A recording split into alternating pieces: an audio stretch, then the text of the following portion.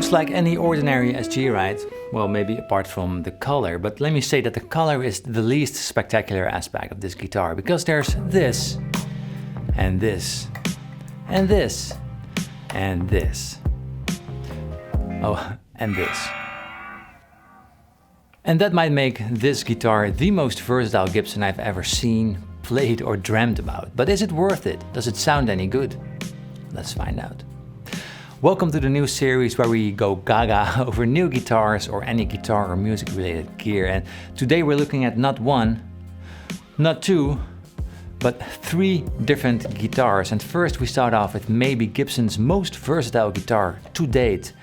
After that we shift gears and find ourselves checking out this guitar that might sound as unique as it looks. And last but not least, we check out what's maybe the perfect couch guitar, although the term doesn't do it justice. So let's get going. When I think about Gibson, many words come to mind: rock, powerful, classic, authentic, but not the words versatile and fun. But in this case, these words perfectly describe this amazing looking and sounding Gibson SG.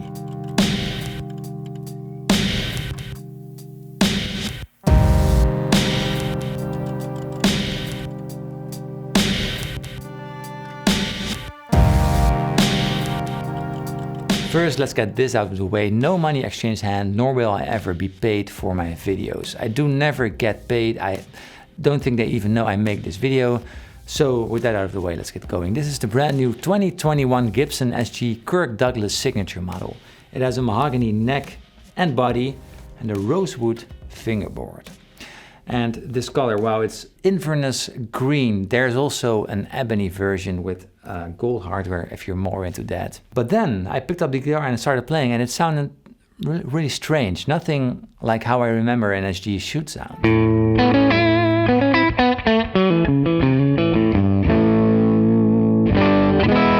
Really throaty and earthy, pretty cool, but something strange.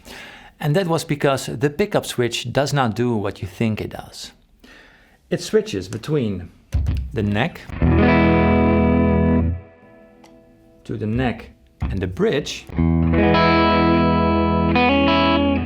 to the bridge.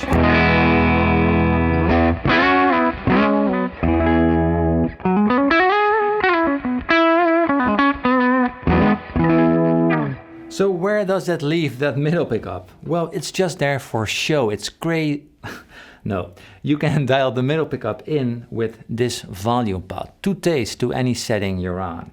So when I started playing, the middle pickup was blended into every sound I was playing with, neck and bridge. That's why it sounded a little bit different. Without middle, with.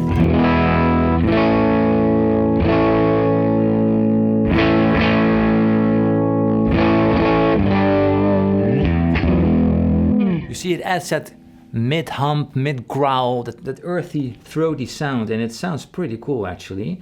And you can dial it in to neck, bridge, or both. Super cool. But then you think, well, I've seen that before, 3 pickups, nothing too fancy. Okay, but we can also use the push-pull mechanisms on the 3 pickups to split the humbuckers into single coils, which can give us that in-between sound we all love from a Strat. Well, can it? Let's have a listen.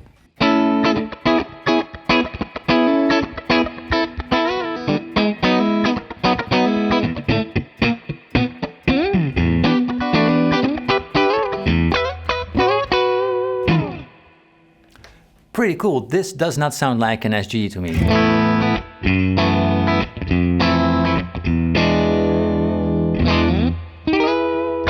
Pretty cool, right? One thing is that there is a significant volume drop when you split the coil. So this is the humbucker. Single coil. So you should really use a pedal.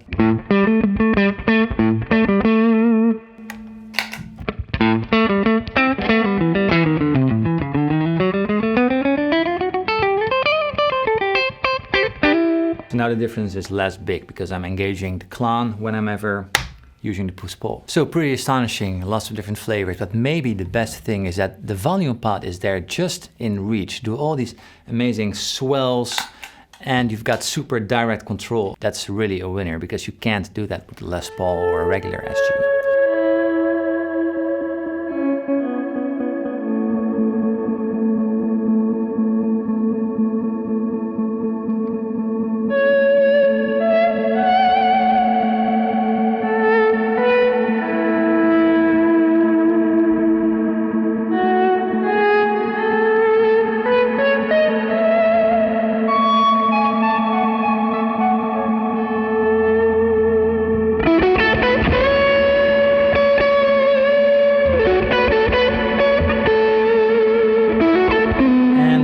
One thing, often when you do these heavier, it can happen that vibrola is hitting that volume pot, so you either have to put it above or below. But I saw the Captain Kirk Douglas use it like this, so you can just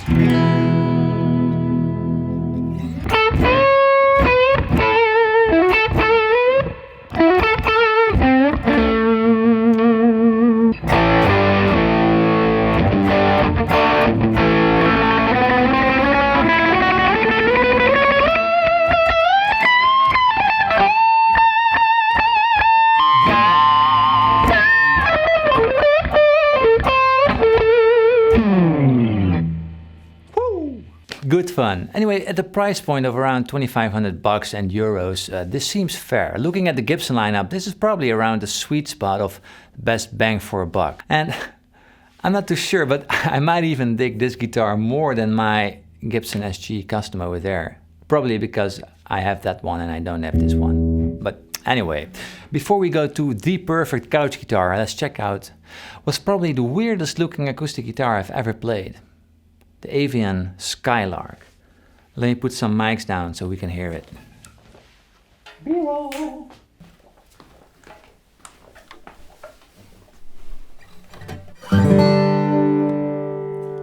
Here I've got the Avian Skylark, and I did not believe what I was hearing the first time I hit a string. Listen to this.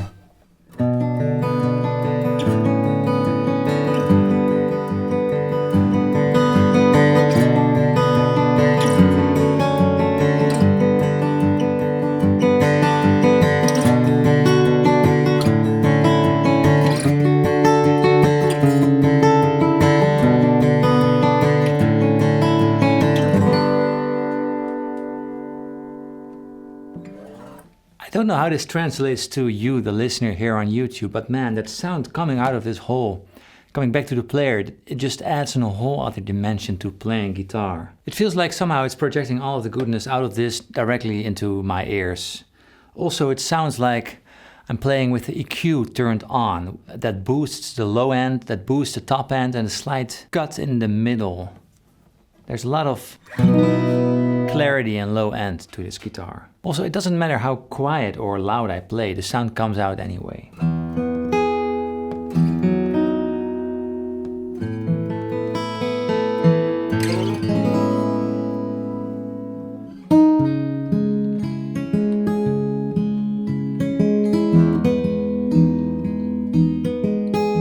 The back and sides are Indian rosewood, and there's an ebony fingerboard. A beautiful piece of ebony, very dark and very shiny. And the top is Engelmann spruce, which you can see in that wider top. Which is interesting because Engelmann usually delivers a little bit more overtones due to the fact that it's less stiff than Sitka spruce, which I usually have on my guitars.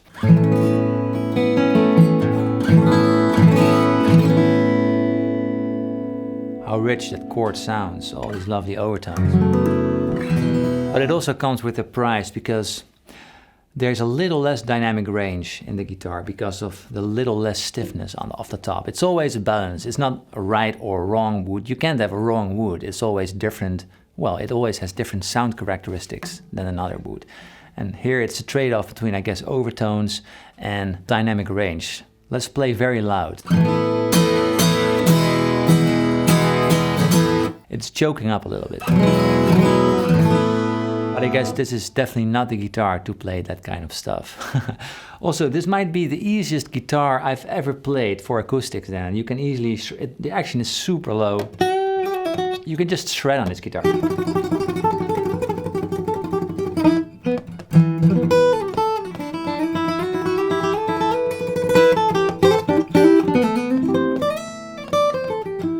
But one of the most remarkable aspects of this guitar we didn't talk about yet is that hole over here.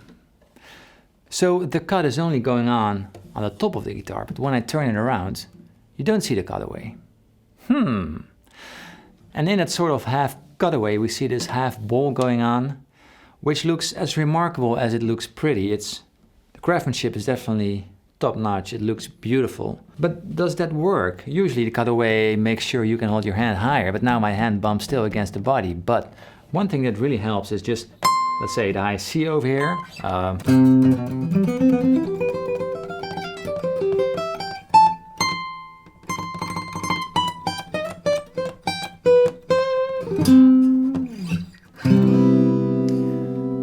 So I guess the cutaway is always a balance between the slight loss of tonal quality and playability, and I find myself not playing high notes that much on the acoustic. So this might be the perfect balance between playability, so you can hit the occasional high note but still keeping all the good resonance from that guitar without the cutaway, basically. It's a little bit of Frankenstein, I can say.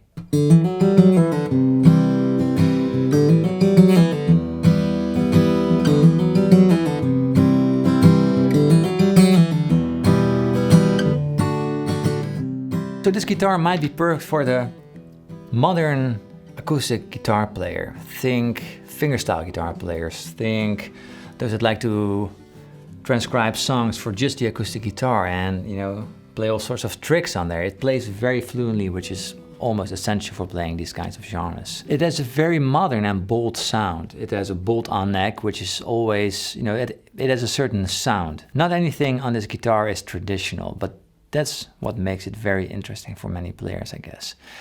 The next guitar is almost the exact opposite as this guitar. Let's have a look. So tiny. So cool.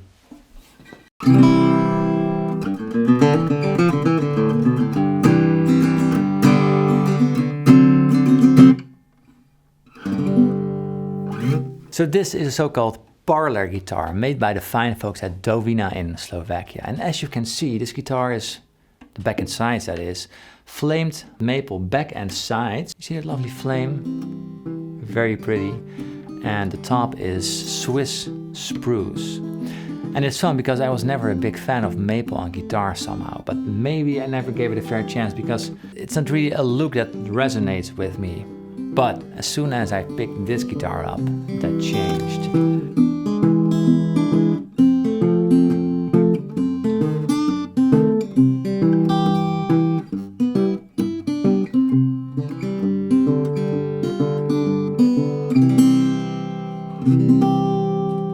At this time I'm working very hard on an acoustic guitar course, and it's been in the making for the past few months, and it will be launching this March, by the way, and I'm excited for it, so you better check it out.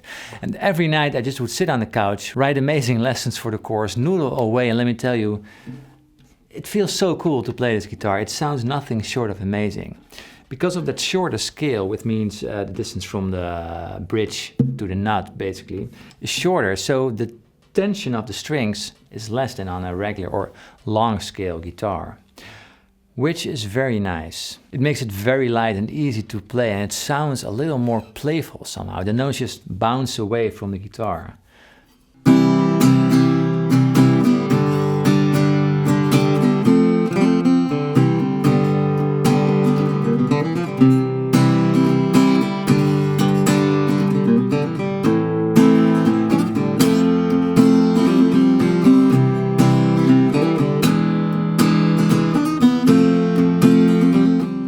And this guitar is very comfortable to play. Also, fret 1 is a little less further away because of that shorter scale, which, you know, it's just a little more comfortable, especially when sitting on the couch. So where some guitars deliver massive dynamic ranges, such as the Dreadnought, the Martin D42, for example, you can just dig in as hard as you want, and it will always keep on projecting what you put in. This guitar doesn't have that. It doesn't play as loud as a Dreadnought, but because of that smaller dynamic range, there's so much more clarity in this guitar. It resonates very quickly.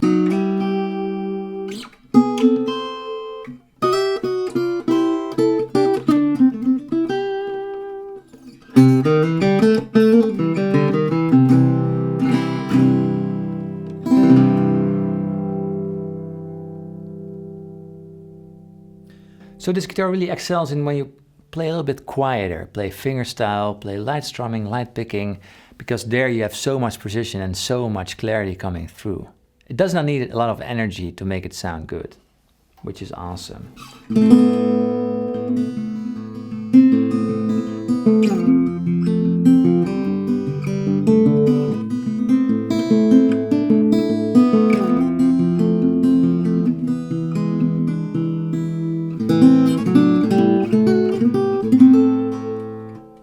So the dynamic range may be a bit less, but the range we've got is just way more precise. It's truly very cool. Anyway, thank you so much for watching. Let me know in the comments which one of these three appeal the most to you, and if there's anything you want me to take a look at in the future. Gear gaga, let's go wild over gear. Anyway, some of these examples I was playing are actually lessons from the acoustic guitar course. So if you want to know more, just keep on following me, subscribe to the channel, check me out on Instagram. I will announce it when the course is available. @PaulDavisGuitar. And yeah, we'll keep you up to date. Thank you so much for watching. Have a lovely day. Cheers.